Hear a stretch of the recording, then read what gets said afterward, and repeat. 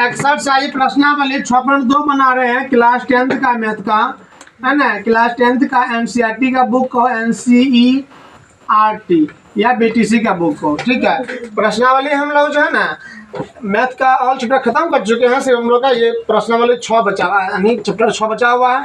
अभी हम लोग प्रश्नावली 6.2 में आए हुए हैं। उसके 2 नंबर सवाल देख रहे हैं।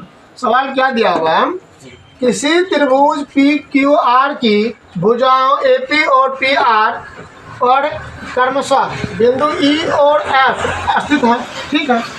निम्नलिखित में से प्रत्येक स्थिति के लिए बताएं कि क्या ई एफ समांतर क्यू आर है ना।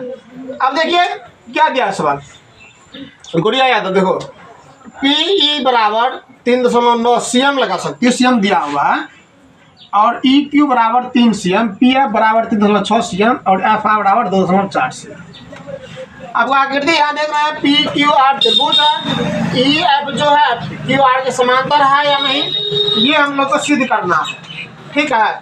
तो मान देखिए पी बटा ई क्यू कितना निकला, 3.9/3 दे दिए, दशमलव हो रहा है, मतलब कहने का हुआ कि पी का मान कितना है 3.9 है, और ई क्यू का मान कितना है 3 है, दशमलव हो रहा है तो बाबू जीरो ना आ गया। तो काटो 10 तिया 30, 13 तिया 39, 13/10। उसी तरह से पी एफ बटा एफ आर, पी एफ का मान कितना था 3.6, एफ आर का मान कितना था 2.4, मतलब कहने का 3.6 और 2.4 को हल करेंगे हम लोग, दशमलव उड़ा देंगे तो 12 तिया 36 है, 12 दूना 24 है, 3/2 ये दोनों बराबर है ना, है बराबर ना है। लिख सकते हैं हम लोग कि 13/10 नॉट इक्वल टू 3/2, इसीलिए ई एफ जो है क्यू आर के समांतर नहीं है। 2 नंबर में क्या करा, ये 2 का ही 2 नंबर है, पी दिया है 4 सीएम, ई क्यू दिया है 4.5 सीएम, पी एफ दिया है 8 सीएम और आर एफ दिया है 9 सीएम। तो इसलिए पी ई बटा ई क्यू बराबर पी ई बटा एफ आर क्यू। अब ध्यान दो, तो पी ई का मान कितना था 4,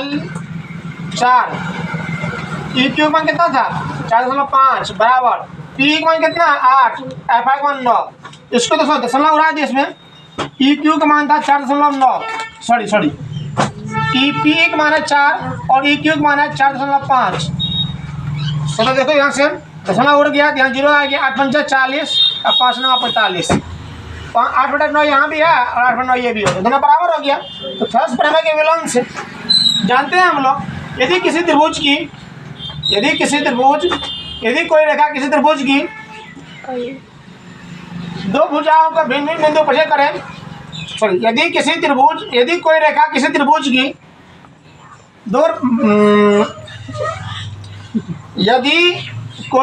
किसी त्रिभुज की दो भुजाओं को भिन्न भिन्न बिंदु पर करे तो और एक ही अनुपात विभाजित करे, गलत है, बोले तो क्या, यदि कोई रेखा किसी त्रिभुज की अन्य 2 भुजाओं को एक ही अनुपात में, यदि किसी त्रिभुज के अन्य 2 भुजाओं को, यदि कोई रेखा किसी त्रिभुज की अन्य 2 भुजाओं को एक ही अनुपात में विभाजित करें तो वो किसी भुजा क्या होते हैं, समांतर होते हैं। या एक ही अनुपात में विभाजित कर रहा है तो उस प्रमेय के विलोम से क्या होगा, ई एफ समांतर क्यू आर या क्यू आर समांतर ई एफ, ये सिद्ध हो गया।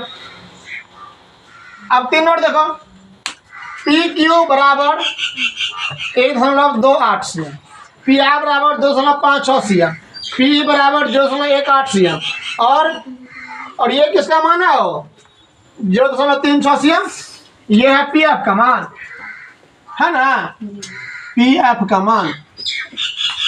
तो पी एफ बराबर दीजिए,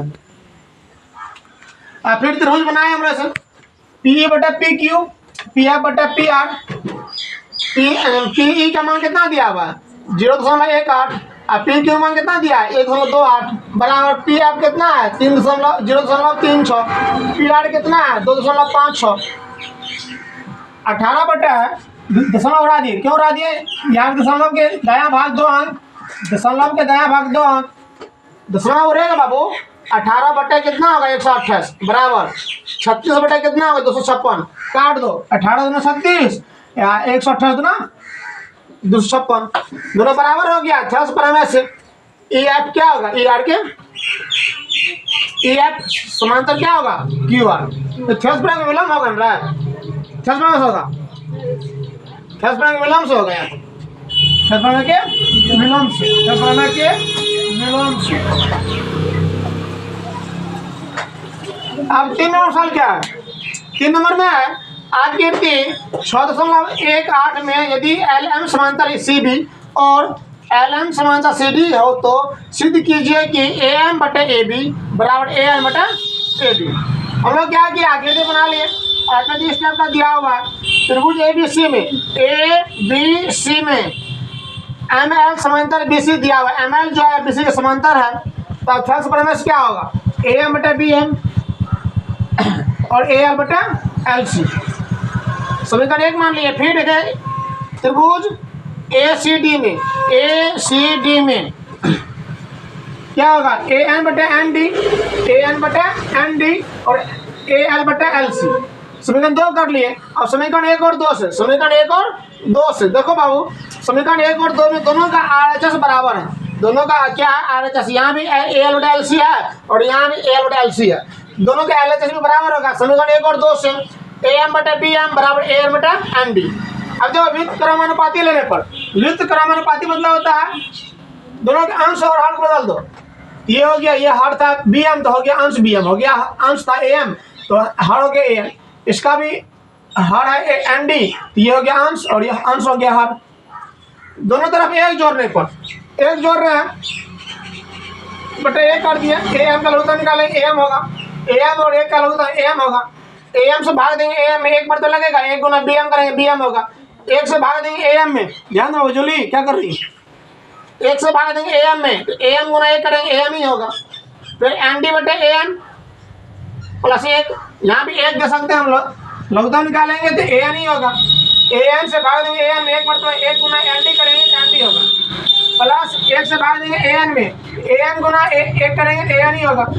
अब एक बात समझने वाली बात है बाबू, आकृति में देखो B M plus A M, B M plus A M बराबर क्या होगा, ए बी होगा, ध्यान लीजिए ए बी। उसी तरह से N D plus A M, N D plus A M बराबर ए डी हो जाएगा, लीजिए ए डी। और फिर पुनः व्युत्क्रम क्रमानुपाती लेने पर फिर उसको उल्टा दो, अंश को हर करो, हर को अंश करो, ये हो गया हर कितना ए एम तो अंश हो गया ए एम, अंश है ए बी तो हर हो गया ए बी। इसमें देखो अंश है ए बी तो क्या ए बी है कि ए डी है, ए डी है, हाँ डी लिखो, इतना अंश है तो हर हो गया, हर है तो अंश हो गया, ये सिद्ध करना था पी डी।